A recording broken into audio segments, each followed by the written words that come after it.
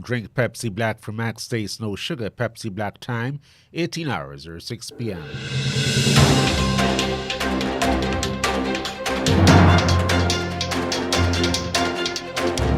The news from Guyana, the region and the world. Compiled in the News Talk Radio newsroom and powered by DemeraraWaves.com.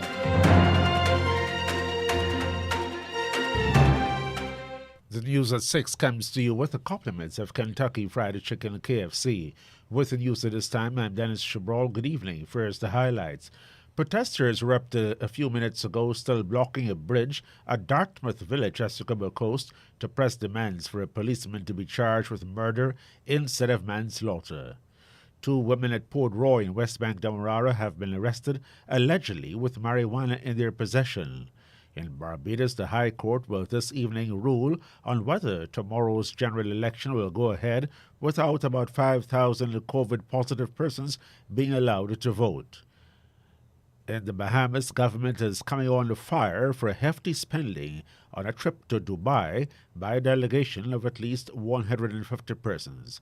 And internationally, United States mobile networks AT&T and Verizon have agreed to postpone the rollout of their new 5G service at some airports. The details of these and other stories in a moment.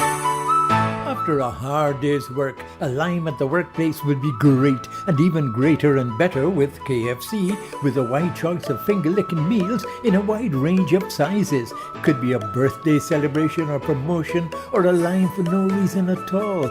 Any lime, anytime, anywhere is better and tastier with a delicious meal from any of KFC's 9 locations, including the Amazonia Mall at Providence, open now from 9 a.m. to 10:30 p.m. KFC. It's finger-licking good. And now the news in detail. Protesters at Dartmouth Village on the Essequibo Coast today burned debris on the main access bridge along the Essequibo Coast Public Road.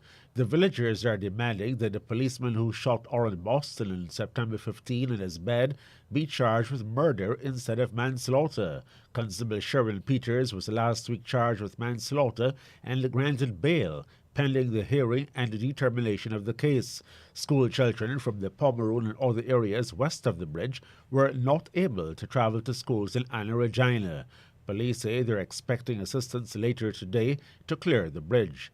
Earlier, I spoke with the acting president of the Essequibo Chamber of Commerce, Vishnu Balram Suknandan. He first told me how the protest is affecting ordinary citizens and business activity on the Essequibo Coast. Well, significantly affecting the lives of not only businesses but the citizens in Region 2, concerning the farmers that have their produce to go to Georgetown. That is not being able to traverse. And the farmers are going to be suffering some losses in particular because what they have in Canton and truck and so on packed up already is going to spoil because they're not able to access the road. And it's not only Region 2. This will actually affect the country in extension because of the same lack, the lack of the transportation. And all the businesses on the coast, because remember now, we only, here in Region 2, we have one roadway. So when the roadway is cut, nobody, no businessman, no citizens can go back and forth.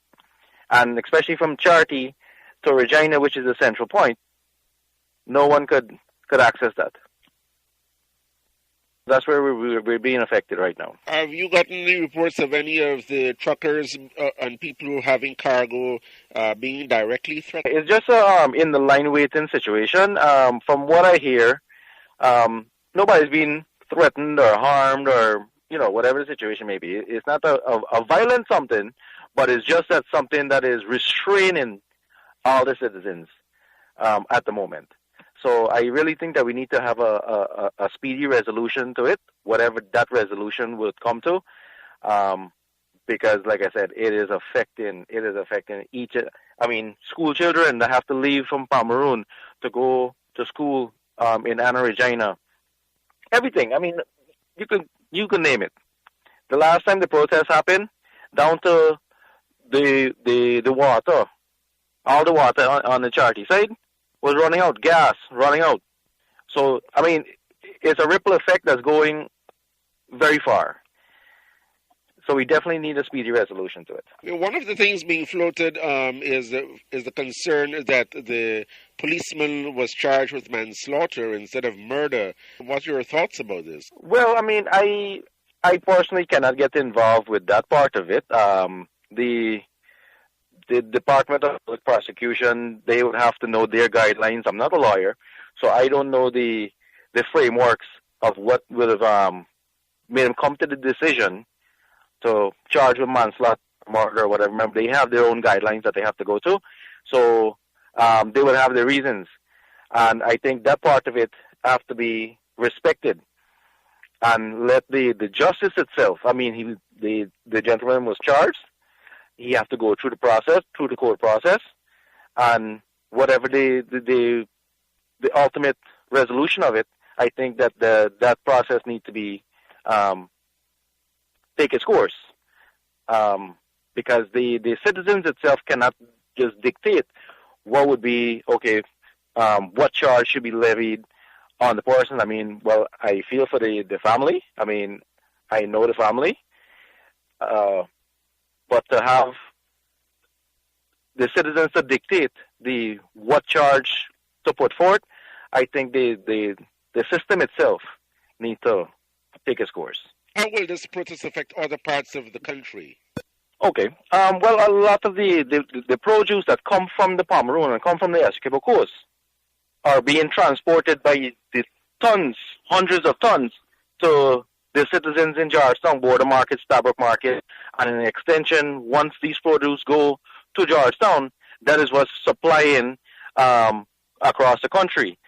Now, if this cannot go there, that's going to also, again, cause an inflation because of the lack of supply. So supply and demand. So that's how it would affect the rest of the country in extension. Mr. Oren Boston Sr. told the News Talk Radio Guyana that he and the estimated 100 persons will not remove from the Dartmouth Village Bridge unless the policeman is charged with murder. Yeah, the decision that the DPP has been charged, been sent out for my son, right? I'm not agreed with that. That is unfair, right? That's something definitely bluntly unfair, because you cannot go into a man's house, right? Shoot a man in his bed, right? And then at the moment you call it a manslaughter, that's murder. So I'm not pleased with that. That's the reason why I'm okay today. So what are the demands by the protesters? Your demands about the protesters say that we are here for victory and for justice, and also that we are here that charge wasn't the charge for that policeman who do that act. We're here about getting the charge removed from there, and that man must get a murder charge. And have anybody spoken with you for today about your concerns? Right now, the commander and the police, the fire service, everybody on site right now. So you will, but the position remains you will not be clearing the bridge until you get your demands. Until I get my demands. But how many persons are protesting out there today? Over 100 had, man. Finally, Mr. Boston, what will you say to the people like the farmers and the school children who say that they cannot get to pass with their produce or to go to school? Most of them that pass, because the bridge is blocked, right? And most pass, they say, carry on. So they are comfortable dropping off and go to the work and back. It's a bridge, they drop off, join the next transportation, and go to the work. But no vehicle pass. No vehicle is passing here. No car, bus, no truck not passing. Oren Boston Sr., the father of Oren Boston, the Essequibo Coast businessman who was shot dead by police last September at his home. Two teenagers who crashed into each other on the Caratanao Trail in Region 9 have died They were riding two Brazilian-registered motorcycles. Those who perished are 18-year-old Lennon Wilson of Katunarib Village, South Rupununi, and 19-year-old Job Edwards of Karadanau Village, South Rupununi. One of the motorcyclists was ascending a hill at a fast rate of speed when he collided with the other one. They were both picked up in an unconscious state by public-spirited citizens and taken to the Ishalton Health Centre. Police say Wilson was pronounced dead on arrival. Edwards was treated for head injuries and lacerations about his body and later referred to the Letham Regional Hospital to seek further medical attention, where he succumbed to his injuries. Two women have been arrested in connection with the discovery of more than 400 grams of marijuana. The seizure was made at Samaru Dam, Klein, Port Royal, in West Bank, Demerara on Monday night. Investigators say that the two women, 18 years old and 34 years old, are the prime suspects. They are expected to be charged and placed before the court very shortly. Turning to news now from the Caribbean. Hearings are underway in Barbados' High Court on an injunction filed to call off Wednesday's general election. The court is also hearing action brought against President Dame Sandra Mason and Attorney General Dale Marshall. Justice Cicely Chase says she'll be giving her decision on a challenge to tomorrow's general elections sometime later today. Philip Caitlin of the Barbados Sovereignty Party claims that the exclusion of more than 5,000 COVID-19 positive citizens from the election breaches the Representation of the People Act, which enshrines the right of eligible residents and citizens to vote. Details in this report from Barbados Today. An injunction has been filed before the High Court seeking to have Wednesday's general election called off. Philip Caitlin of the Barbados Sovereignty Party said it was unreasonable to allow an election in the midst of a pandemic. He is arguing that President Dame Sandra Mason unreasonably exercised her discretionary powers by accepting Prime Minister Mia Mottley's election call on December 27th.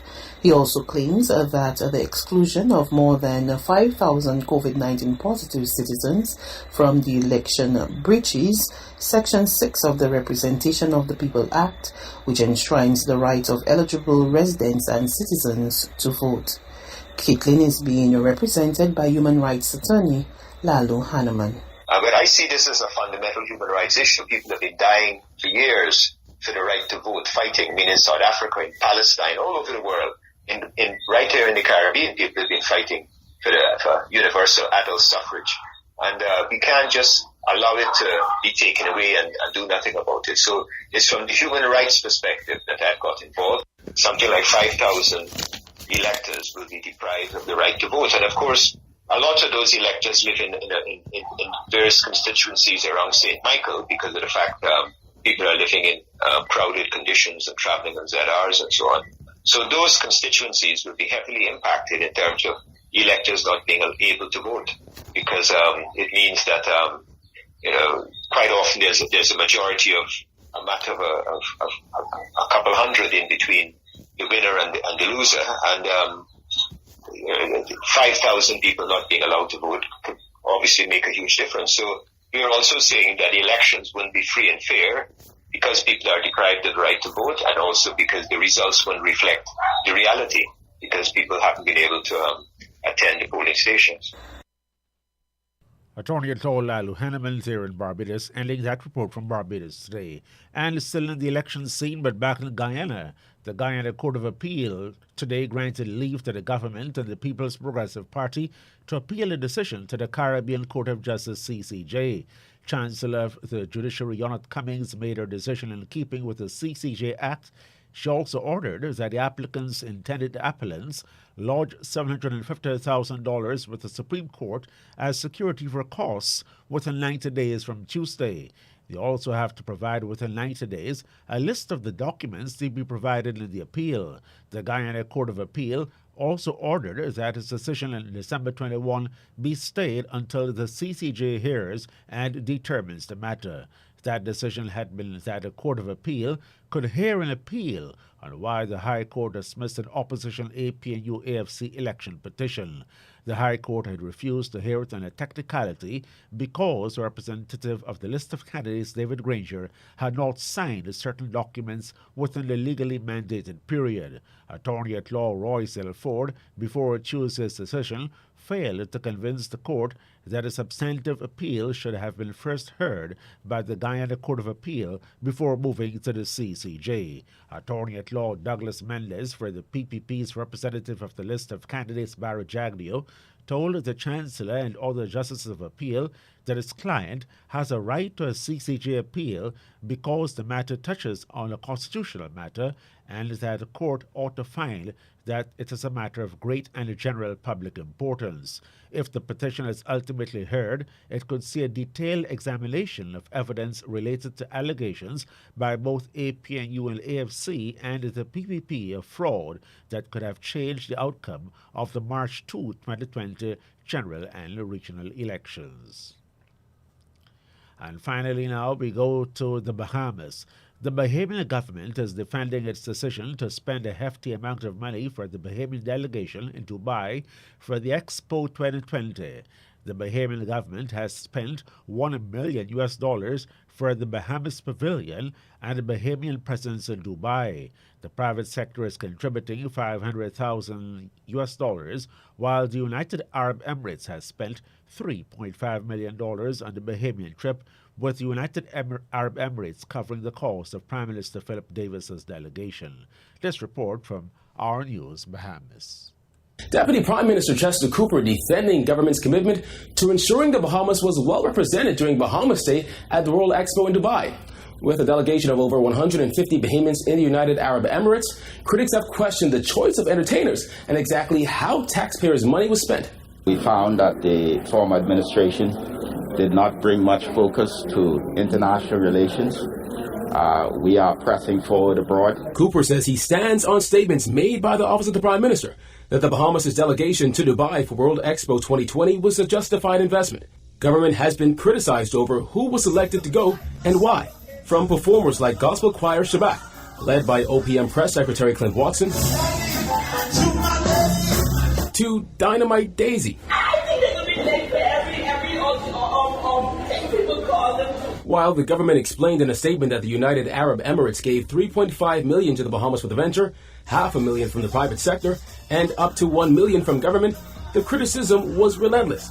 Still, Cooper insists it's about rebuilding the international relationships that may have been lost over the last 4 years. We are building diplomatic relations with the UAE as well, and therefore it is important that we have a proper showing in Dubai, and it's important that our standing in the world is regained, and I am delighted that our Prime Minister is leading the way in doing just that. Over the weekend, reaction from here at home heating up. Something is sitting well with me, and I got to talk with this.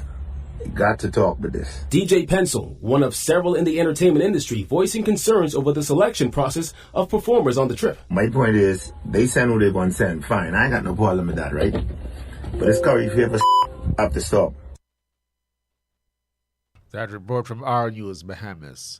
And now we go to the BBC World Service for the latest bulletin of international news.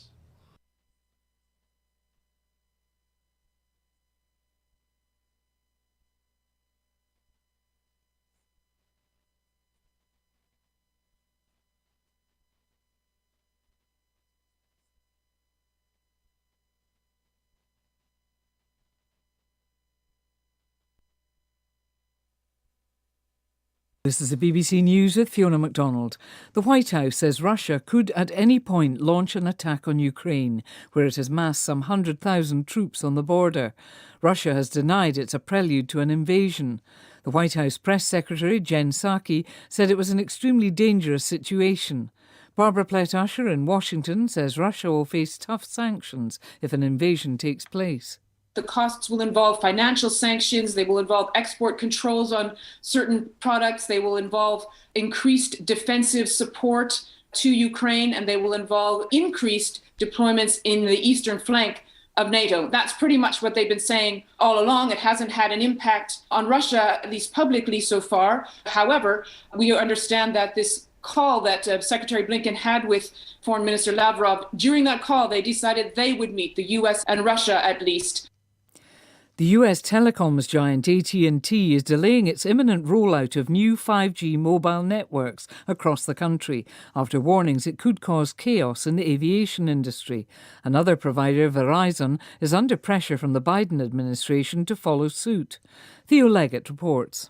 The fear is that radio signals from 5G masts could interfere with systems used to measure altitude on aircraft as they come into land, potentially causing a crash.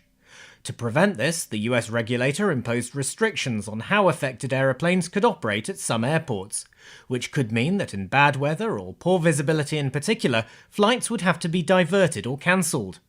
Airlines of America, which represents leading carriers, has warned that the sector could face massive disruption.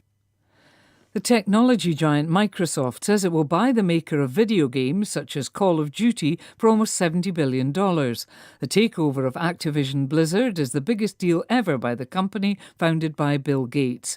Microsoft's CEO said gaming was currently the most dynamic entertainment category across all platforms. The former Colombian Senator Ingrid Betancourt has announced she will run for president again in May, 20 years after being kidnapped by the FARC rebel group. Our America's editor, Leonardo Rocha, reports. Ingrid Betancourt was one of the favourites to win the 2002 poll when she was abducted by the guerrillas. They held her hostage in the Colombian jungle for 6 years under appalling conditions. Ms. Betancourt said she was forced to walk for days, moving from camp to camp, and was very poorly fed most of the time. As she launched her bid for the presidency, she compared her captors to corrupt politicians who, as she put it, have driven millions of Colombians into poverty and starvation. Ms. Betancourt's return to politics as a highly respected moderate candidate could change the course of the elections. World News from the BBC. The Mexican President Andrés Manuel López Obrador has promised to tackle violence against journalists and said that impunity wouldn't be tolerated in his government. His comments come after the murder of a photojournalist in Tijuana, near the border with the United States. Margarito Martinez was shot by an unknown gunman outside his house. He had asked for protection from the authorities after receiving death threats for his coverage of drug trafficking activities in the city. The transitional authorities in Chad have released from prison the first of some 250 members of armed groups they'd promised to set free under an amnesty. Chad's Justice Minister led a short ceremony at a prison near the capital, where 22 detainees who'd been convicted of taking up arms against the government were released. New Zealand and Australia have dispatched warships carrying vital water and other supplies to Tonga, which says it has suffered an unprecedented disaster after being hit by a tsunami triggered by a volcanic eruption on Saturday. A UN spokesman, Jonathan Veitch, said the ships would be able to provide fresh water to the affected population of Tonga. Those ships not only have a lot of supplies on them, and they carry also a lot of our water and sanitation supplies that I'm pleased to say were picked up in Brisbane yesterday, but they have the ability to provide clean water. Desalination plants on the ships, they can clean water from the sea, and they're also carrying a lot of potable water as well. The partner of Chile's left-wing president-elect, Gabriel Boric, has promised to modernise the role of First Lady when he takes office in March. Irina Karamanos, a 32-year-old social activist, says she will use posts to draw attention to a wide range of issues, including child migration. BBC News. And that's the news to the moment. After a hard day's work, delicious comfort food is all we crave for. There at KFC, they've got you covered with a wide choice of delicious, finger-licking good meals from any of their 9 locations, including the Amazonia Mall at Providence. And there are 6 drive-through locations for your convenience. Their 11 herbs and spices are sure to blow those post-work vibes away every time. It's the perfect way to end a hard day. KFC. It's finger licking good. And now, to end the news, a recap of the highlights. Protesters were up to a few minutes ago still blocking a bridge at Dartmouth Village on the Essequibo coast to press demands for a policeman to be charged with murder instead of manslaughter. The Guyana Court of Appeal today agreed with an application to send an election petition appeal matter to the Caribbean Court of Justice. 2 women at Port Royal in West Bank Demerara have been arrested allegedly with marijuana in their possession. Regionally in Barbados, the High Court there will this evening rule on whether tomorrow's general election will go ahead without about 5,000 COVID-positive persons being allowed to vote. The Bahamas government is coming under fire for hefty spending on a trip to Dubai by a delegation of at least 150 persons. And internationally, U.S. mobile networks AT&T and Verizon have agreed to postpone the rollout of their new 5G service at some airports. That's the end of the news, which came to you with the compliments of Kentucky Fried Chicken, KFC.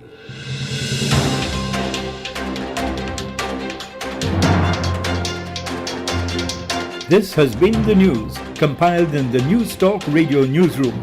For ongoing updates, visit demerarawaves.com, and you can check facebook.com/demwaves and twitter.com/demwaves.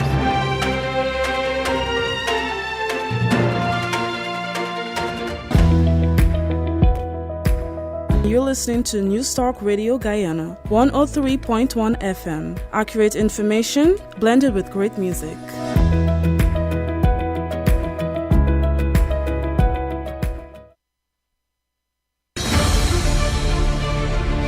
11 news updates and a wide range of educational features. Only on News Talk Radio Guyana 103.1 FM.